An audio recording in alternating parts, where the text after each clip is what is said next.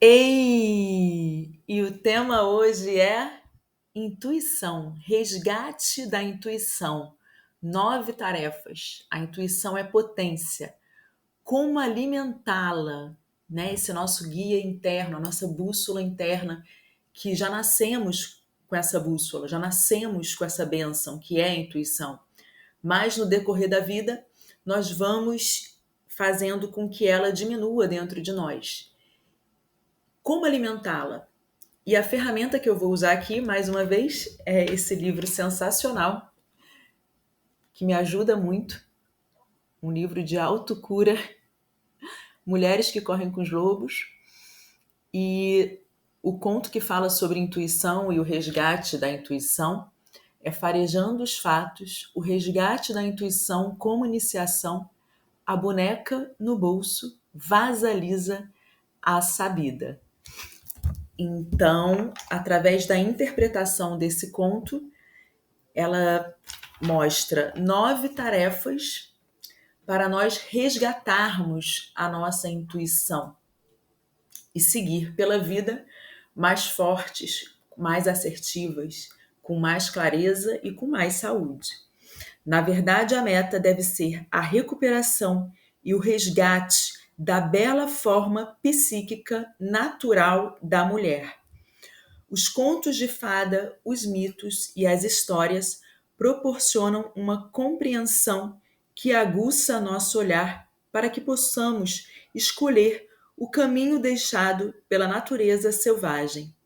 As instruções encontradas na história nos confirmam que o caminho não terminou, mas ele ainda conduz as mulheres mais longe e ainda mais longe na direção do seu próprio conhecimento.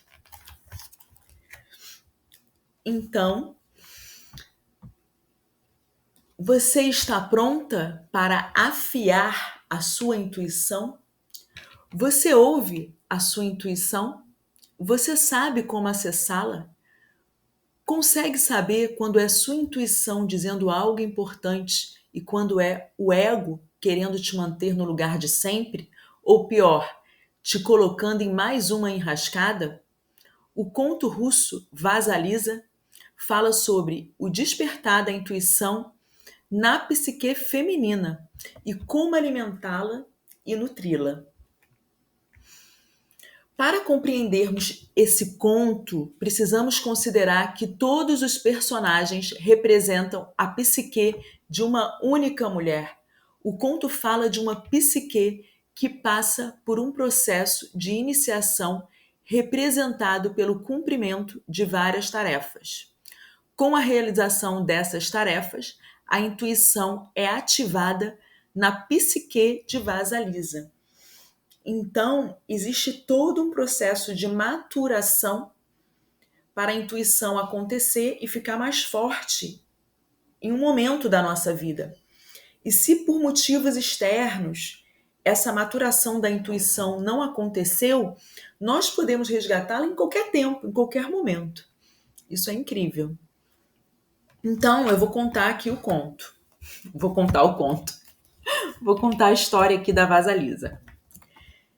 Era uma vez, e não era uma vez, uma jovem mãe que jazia no seu leito de morte, com um rosto pálido como as rosas brancas de cera na sacristia da igreja dali de perto. Sua filhinha e seu marido estavam sentados aos pés da sua velha cama de madeira e oravam para que Deus a conduzisse em segurança até o outro mundo. A mãe moribunda chamou Vasalisa e a criança de botas vermelhas e avental branco ajoelhou-se ao lado da mãe. Essa boneca é para você, meu amor, sussurrou a mãe.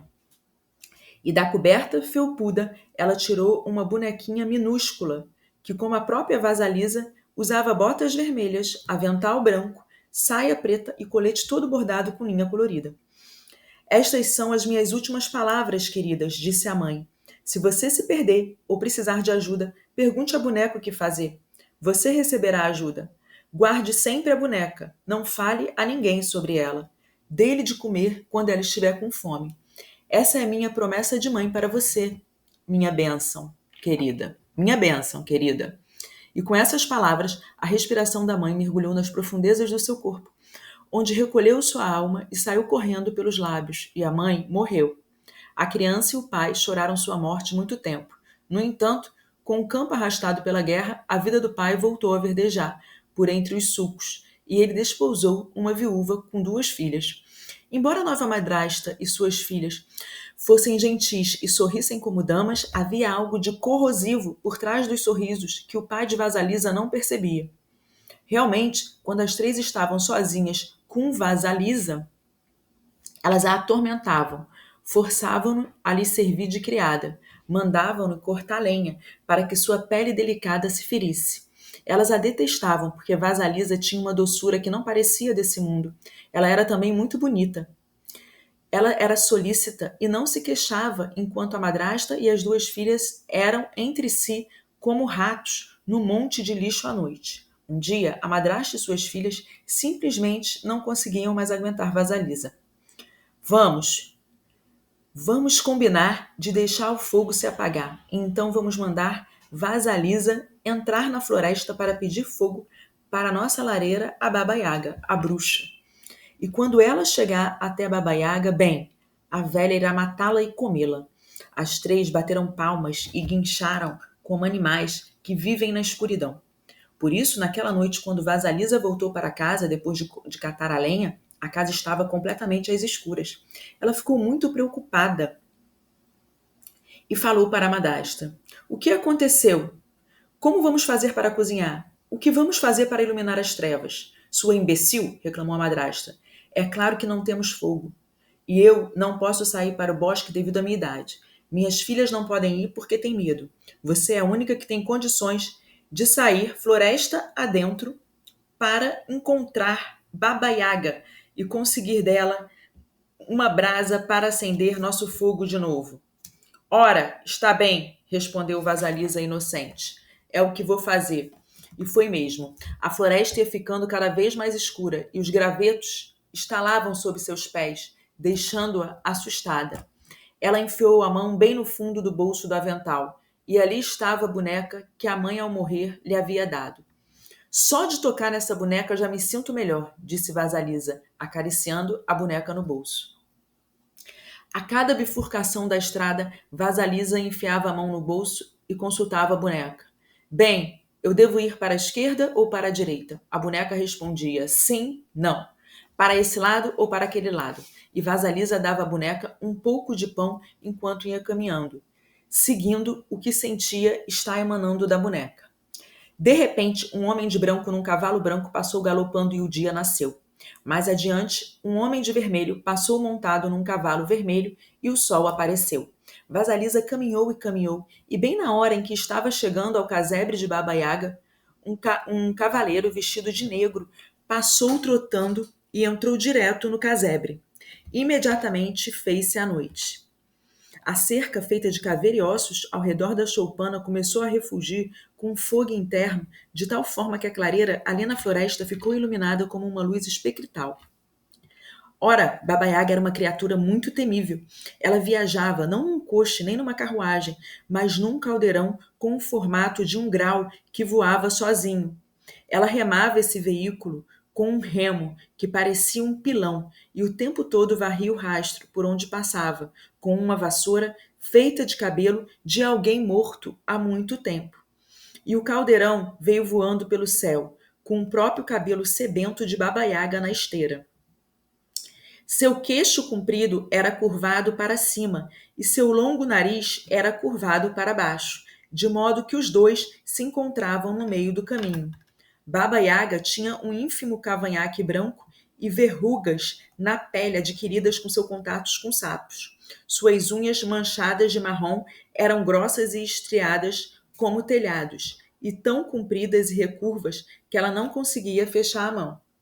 Ainda mais estranha era a casa de Baba Yaga. Ela ficava em cima de enormes pernas de galinhas, amarelas e escamosa, e andava de um lado para o outro sozinha. Ela às vezes girava e girava, como uma bailarina em transe. As cavilhas nas portas e janelas eram feitas de dedos humanos, das mãos e dos pés, e a tranca da porta Da frente era o focinho com muitos dentes pontiagudos. Vasalisa consultou sua boneca. É a casa que procuramos? E a boneca, a seu modo, respondeu: é essa que procuramos. E antes que ela pudesse dar mais um passo, Baba Yaga, no caldeirão, desceu sobre Vasalisa aos gritos. O que você quer? Vovó, vim apanhar fogo, respondeu a menina, estremecendo. Está frio na minha casa, o meu pessoal vai morrer. Preciso de fogo. Ah, sei, retrucou o Baba Yaga rabugenta. Conheço você e o seu pessoal. Bem, criança inútil, você deixou o fogo se apagar, o que é muita imprudência. Além do mais, o que a faz pensar que eu lhe daria chama? Porque eu estou pedindo, respondeu rápido Vasalisa, depois de consultar a boneca. Você tem sorte, ronronou o Baba Yaga. Essa é a resposta certa. E Vasalisa se sentiu com muita sorte por ter acertado a resposta. Baba Yaga, porém, a ameaçou. Não há a menor possibilidade de eu lhe dar fogo antes de você fazer algum trabalho para mim. Se você realizar essas tarefas para mim, receberá o fogo. Se não, e nesse ponto Vasalisa viu que os olhos de Baba Yaga de repente se transformaram em brasas. Se não, minha filha, você morrerá. E assim, Baba Yaga entrou pesadamente no casebre, deitou-se na cama e mandou que Vasalisa lhe trouxesse a comida que estava no forno. No forno havia comida suficiente para 10 pessoas, e Yaga comeu tudo, deixando uma pequena migalha e um dedal de sopa para Vasalisa. Lave a roupa, varre a casa e o quintal, prepare minha comida, separe o milho mofado do milho bom e certifique-se de que tudo está em ordem. Volto mais tarde para inspecionar seu trabalho. Se tudo não estiver pronto, você será meu banquete. E com isso Baba Yaga partiu, voando no seu caldeirão, com o nariz lhe servindo de biruta e o cabelo de vela, e anoiteceu novamente. Vasalisa voltou-se para a boneca assim que Yaga se foi. O que vou fazer? Vou conseguir cumprir as tarefas a tempo? A boneca disse que sim e recomendou que ela começasse algo e fosse dormir. Que ela comesse algo e fosse dormir. Vasalisa deu algo de comer à boneca também e adormeceu. Pela manhã, a boneca já havia feito todo o trabalho e só faltava preparar a refeição. À noite, a Yaga voltou e não encontrou nada por fazer. Satisfeita de certo modo, mas irritada por não conseguir encontrar nenhuma falha, Baba Yaga zombou de Vasalisa. Você é uma menina de sorte. Ela então convocou seus fiéis criados para moer o milho, e 3 pares de mãos apareceram em pleno ar e começaram a raspar e esmagar o milho. Os resíduos pairaram no ar como uma neve dourada. Finalmente o serviço terminou e Baba Yaga se sentou para comer. Comeu horas a fios e deu ordens a Vasalisa para que no dia seguinte limpasse a casa, varresse o quintal e lavasse a roupa. Naquele monte de estrume, disse a Yaga, apontando para um enorme monte de estrume no quintal. Há muitas sementes de papoula, milhões de sementes de papoula. Amanhã quero encontrar um monte de sementes de papoula e um monte de estrume completamente separados um do outro. Compreendeu? Meu Deus, como vou fazer isso? Exclamou Vasalisa. Não se preocupe, eu me encarrego, sussurrou a boneca, quando a menina enfiou a mão no bolso. Naquela noite, Baba Yaga adormeceu roncando, e Vasalisa tentou catar as sementes de papoula do meio do estrume. Durma agora, disse-lhe a boneca, depois de algum tempo. Tudo vai dar certo. Mais uma vez, a boneca executou todas as tarefas, e quando a velha voltou, tudo estava pronto. Ora, ora, que sorte a sua conseguir acabar com tudo, disse Baba Yaga, falando sarcástica pelo nariz. Ela chamou seus fiéis criados para prensar o óleo das sementes, e novamente 3 pares de mãos apareceram e cumpriram a tarefa. Enquanto a Yaga estava besuntando os lábios na gordura de cozido, Vasalisa ficou parada por perto. E aí, o que é que você está olhando? Perguntou Baba Yaga de mau humor. Posso lhe fazer umas perguntas, vovó? Perguntou Vasalisa. Pergunte, ordenou a Yaga. Mas lembre-se, saber demais envelhece as pessoas antes do tempo. Vasalisa perguntou quem era o homem de branco no cavalo branco. Ah, respondeu a Yaga com carinho. Esse primeiro é o meio-dia. E o homem de vermelho no cavalo vermelho? Ah, esse é o meu sol nascente. E o homem de negro no cavalo negro? Ah, sim, esse é o terceiro, ele é a minha noite. Entendi, disse Vasalisa. Vamos, minha criança. Não quer me fazer mais perguntas? Sugeriu a Yaga manhosa. Vasalisa estava a ponto de perguntar sobre os pares de mão que apareciam e desapareciam, mas a boneca começou a saltar dentro do bolso. E, em vez disso, Vasalisa respondeu: Não, vovó. Como a senhora mesmo diz, saber demais pode envelhecer a pessoa antes da hora. É, disse a Yaga, inclinando a cabeça como um passarinho. Você é muito ajuizada para a sua idade, menina. Como conseguiu isso? Foi a bênção da minha mãe, disse Vasalisa com um sorriso. Bênção! Gritou Baba Yaga. Bênção? Não precisamos de bênção nenhuma aqui nessa casa. É melhor você procurar seu caminho, filha. E foi empurrando Vasalisa para o lado de fora. Vou lhe dizer uma coisa, menina.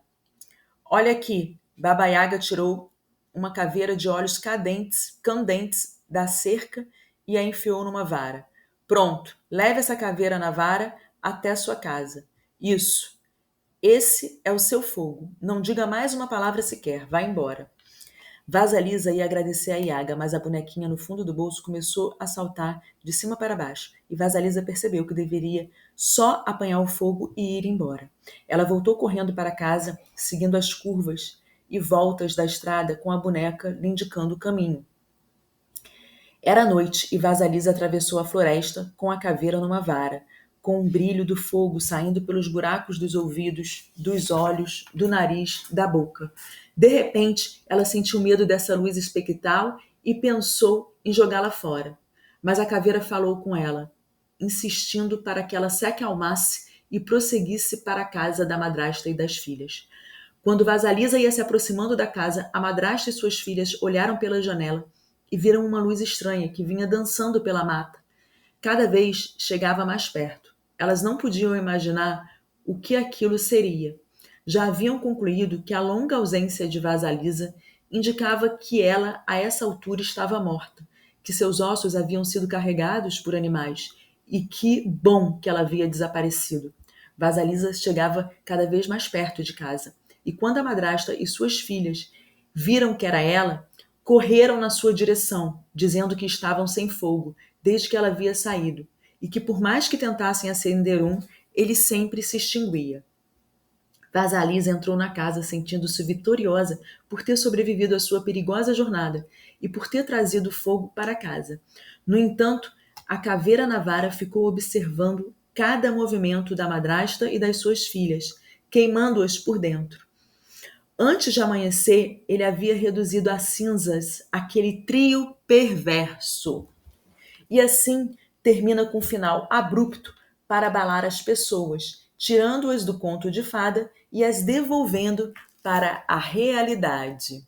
Muito interessante, né? Então, tem vários elementos aqui a serem analisados que fazem parte dessas 9 tarefas. Então, a primeira tarefa é permitir à mãe a morte da mãe boa demais. O que significa permitir a morte da mãe boa demais? Significa enfrentar a própria vida por si mesma, desenvolver uma mãe interior. Nesse estágio, as etapas psíquicas são as seguintes: aceitar o fato de que a mãe psíquica protetora, sempre vigilante, não é adequada para ser um guia para a futura vida instintiva da pessoa, então a mãe boa demais morre. Assumir a realidade de estar só, de desenvolver a própria conscientização quanto ao perigo, às intrigas, tornar-se alerta sozinha para o seu próprio proveito, deixar morrer o que deve morrer. Alguns comportamentos, alguns padrões de pensamentos já não são úteis em determinado momento da nossa vida. E eles precisam ser mudados, transmutados e até mesmo morrer, serem eliminados. Nessa etapa, o conto mostra que a mulher deve sair dos cuidados da mãe boa demais e ficar agora sob os cuidados da intuição. Recebe a bênção da mãe, né? A intuição é uma bênção que é passado de geração a geração, da mãe para a filha. Recebe a bênção, que é a boneca significa a intuição. Esse processo iniciático pode ser rompido por vários motivos, como excesso de problemas psicológicos no início da vida e por uma mãe real, super protetora. Então, esse processo pode ser rompido, a gente pode continuar longos anos da vida sem estar com a intuição alimentada, nutrida, desenvolvida, né? E cometer vários erros e repetir esses erros sempre, por conta desse processo ter sido rompido, né? Excessos de problemas psicológicos ou realmente uma mãe muito, muito boa que não permite que a pessoa se desenvolva. Segunda tarefa, denunciar a natureza sombria. Deixar de ser boazinha para ser aceita, Nessa fase, as tarefas são: descobrir que ser boazinha, ser gentil e simpática não fará a vida florir. Vivenciar diretamente a própria natureza sombria, especialmente os aspectos exploradores, ciumentos e rejeitadores do self, a madrasta e suas filhas. Incorporar esses aspectos, criar melhor relacionamento possível com as piores partes de si mesma. Deixar acumular a tensão entre quem se aprendeu a ser e a quem realmente é.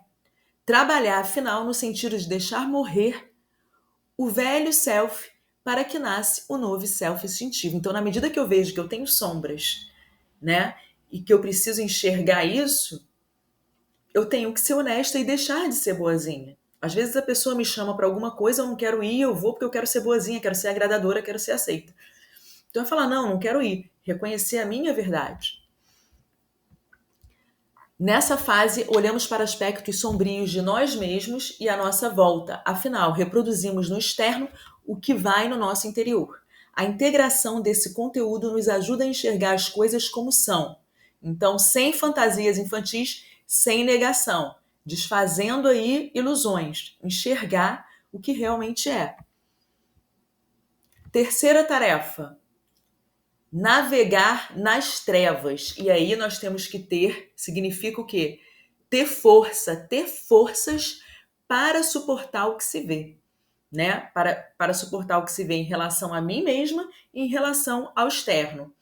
Vasalisa anda nas trevas, vai até a casa de Baba Yaga.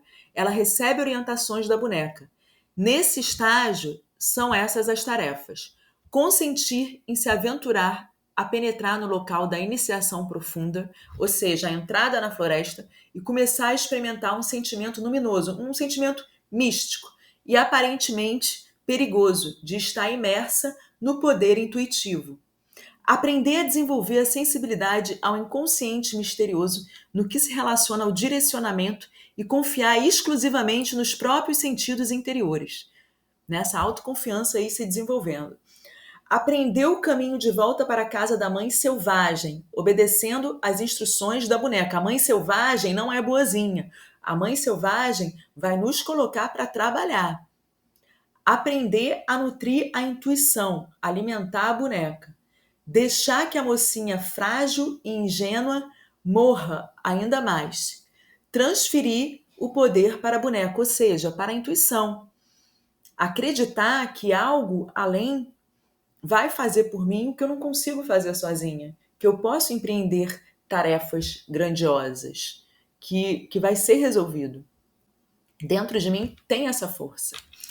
É a interação da mulher com a sua intuição e a importância de que essa relação seja nutrida e fortalecida. Caso contrário, morrerá. Se eu não nutrir e alimentar a minha intuição, ela vai morrer. Isso é um processo diário, vitalício para a vida toda. Quarta tarefa, encarar a megera selvagem, identificar as próprias sombras e defeitos, encarar de frente. Vasalisa, na verdade, Baba Yaga é o espelho dela, né? Tudo é o nosso espelho. Vasalisa encontra-se com a Baba Yaga. Nesse momento, as tarefas a serem realizadas são ser capaz de suportar o rosto apavorante da deusa selvagem sem hesitar, encontrar com Baba Yaga, familiarizar-se com o mistério e a estranheza, adotar nas nossas vidas alguns de seus valores, tornando-nos, portanto, também um pouco estranhas, aprender a encarar um poder enorme nos outros e, consequentemente, nosso próprio poder, saber que nós temos poder interior, permitir que a criança frágil e boazinha em excesso cresça. Quinta tarefa, servir o não racional, se preparar para assumir seu poder. Nem tudo está no nosso campo de visão, nem tudo está óbvio. Vasalisa pede fogo, mas Baba Yaga só vai dar o fogo se a menina cumprir alguns serviços domésticos em troca. As tarefas psíquicas são desse período de aprendizado: ficar com a deusa Megera, aclimatar-se às imensas forças selvagens da psique feminina, reconhecer seu poder e os poderes das purificações interiores, limpar, escolher, alimentar, criar energia e ideias, lavar as roupas da Yaga, cozinhar, limpar sua casa e separar os elementos. No desenvolvimento das mulheres, todas essas ações ligadas a prendas domésticas, cozinhar, lavar, varrer, significam algo além do rotineiro. Todas essas imagens sugerem modos de se pensar na vida da alma, de avaliá-la, alimentá-la, nutri-la, corrigi-la, purificá-la e organizá-la. E Vasalisa recebe a iniciação em todos esses aspectos, e sua intuição a ajuda a realizar essas tarefas. Então, limpar nosso pensamento, renovando nossos valores com regularidade. Eliminar da nossa psique as insignificâncias e varrê-las. Isso é uma coisa que a gente faz diariamente, né? A gente tem que varrer a casa, tem que escovar o dente. E a nossa psique, a nossa mente, a gente tem que eliminar as insignificâncias ou o que é impuro, ou o que está nos intoxicando. Purificar nossos estados de pensamento e sentimentos com regularidade. Acender a fogueira criativa e cozinhar ideias num ritmo sistemático. Cozinhar muito para alimentar o relacionamento entre nós mesmas e a natureza selvagem. Não nos intimidar diante da escala do grande, do poderoso, do imprevisível. Acreditar que a gente vai dar conta. Sexta tarefa, fazer escolhas. Sexta tarefa, separar isso daquilo. Significa o quê? Fazer escolhas. A todo momento nós estamos fazendo escolhas. E para as escolhas serem o mais assertivo possível, nós precisamos da nossa intuição aguçada, restaurada, saudável. As tarefas psíquicas da mulher são as seguintes: aprender a discriminar meticulosamente, separar as coisas uma das outras com o melhor discernimento. Aprender a fazer distinções sutis ao escolher o milho mofado do milho são. E ao selecionar as sementes de papoula de um monte de estrume. Observar o poder do inconsciente e como ele funciona, mesmo quando o ego não está familiarizado. Os pares de mãos que aparecem no ar. Né? Então tem coisas que a gente não entende, mas que está funcionando. Aprender mais sobre a vida, o milho e a morte, as sementes de papoula. O que precisa morrer? O que precisa viver? Regularmente, a gente tem que estar fazendo essa pergunta. O que precisa morrer na minha vida? O que precisa viver? A separação relatada nessa história é do tipo que surge quando nos deparamos com um dilema ou uma pergunta, mas sem que nos ocorram muitas ideias que a ajudem a resolver a questão. Se a deixamos em paz e voltamos mais tarde a ela, pode ser que uma boa solução esteja à nossa espera, ali onde antes não havia nada.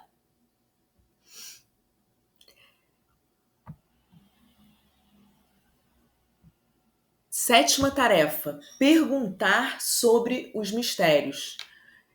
Compreendemos algumas coisas, isso significa que compreendemos algumas coisas e outras não. Algumas coisas são adequadas e temos maturidade para entender. Outras coisas não são adequadas e não teremos habilidade, maturidade para entender e teremos que deixar para lá. Nesse momento, a menina consegue realizar todas as tarefas. Aí, ela pergunta a Baba Yaga sobre os mistérios. As tarefas nesse estágio são as seguintes: perguntar e tentar aprender mais a respeito da natureza, da vida, morte e vida e do seu funcionamento.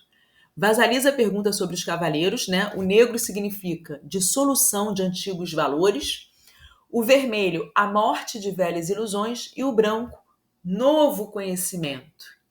Aprender a verdade acerca da capacidade de compreender todos os elementos da natureza selvagem.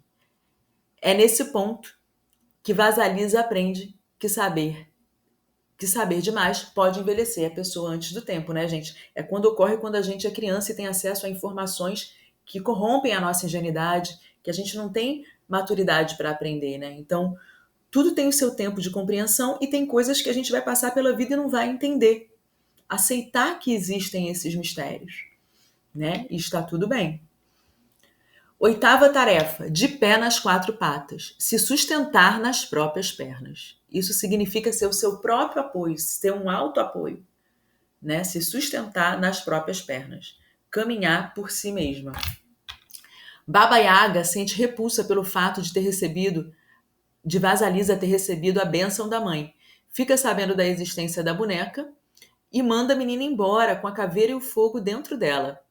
As tarefas dessa parte da história são assumir um poder imenso de ver e afetar os outros, o recebimento da caveira com o fogo, ver as situações da própria vida com essa nova luz, descobrir o caminho de volta à família da madrasta, né? E não permitir que essas forças destrutivas atuem sobre ela, né? Ela detona essas forças destrutivas.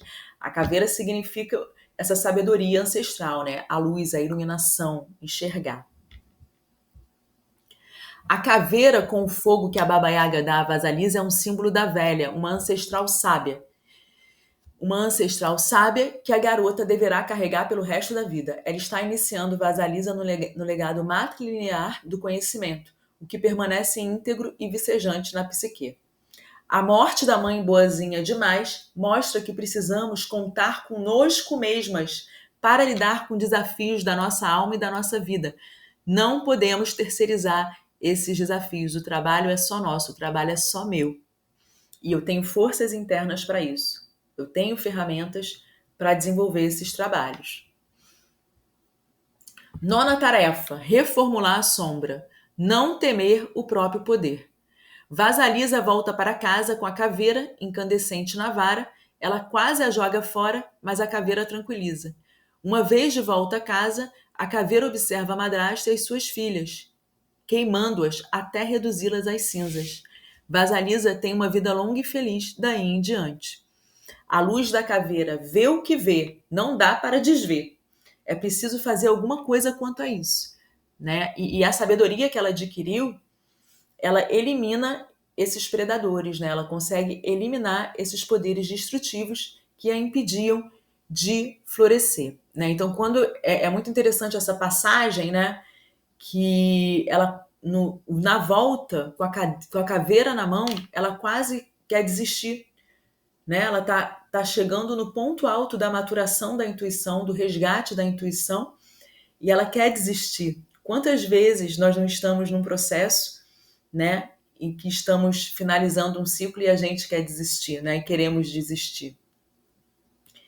E aí ela tem essa orientação de não desistir, de continuar e consegue fechar esse ciclo, né? Consegue cumprir essas 9 tarefas de resgate, de iniciação, de resgate da intuição. São as seguintes tarefas nesse estágio: usar a própria visão aguçada, os olhos incandescentes para reconhecer a sombra negativa da nossa própria psique e outros aspectos negativos das pessoas e acontecimentos do mundo exterior, bem como reagir a eles. Reformular as sombras negativas da própria psique com o fogo da megera, a perversa família da madrasta, que anteriormente torturava Vasalisa. É reduzida às cinzas. Será que um aspecto negativo da psique pode ser reduzido às cinzas só por ser alvo de uma observação constante? A autora diz que pode sim. Mantê-lo sob o olhar inflexível do consciente pode fazer com que se desidrate. Perguntar o que realmente desejamos. Deixar morrer é o tema final da história. Eu amo essa história, eu conto para Juju, para minha filha, desde que ela é criança. E me ajuda muito, né? Me ajuda muito a me desenvolver, a curar partes de mim que estavam bastante adoecidas e feridas. Os valores desenvolvidos pela Vasalisa foram autoconfiança, discernimento, organização, conhecimento, vontade. Então, autoconfiança, discernimento, organização, conhecimento, vontade vão alimentar a nossa intuição. Eu consegui aqui resumir o que eu vi nessa história, né, o que eu observo, o que eu venho observando, mas daria vários dias, né, falando disso. Poderíamos falar disso por vários dias. Tem vários detalhes aí que eu não consegui falar aqui, mas tem vários pontos de cura aí. É muito interessante. Thank you, gratidão. Até o nosso próximo estudo. Tchau, tchau.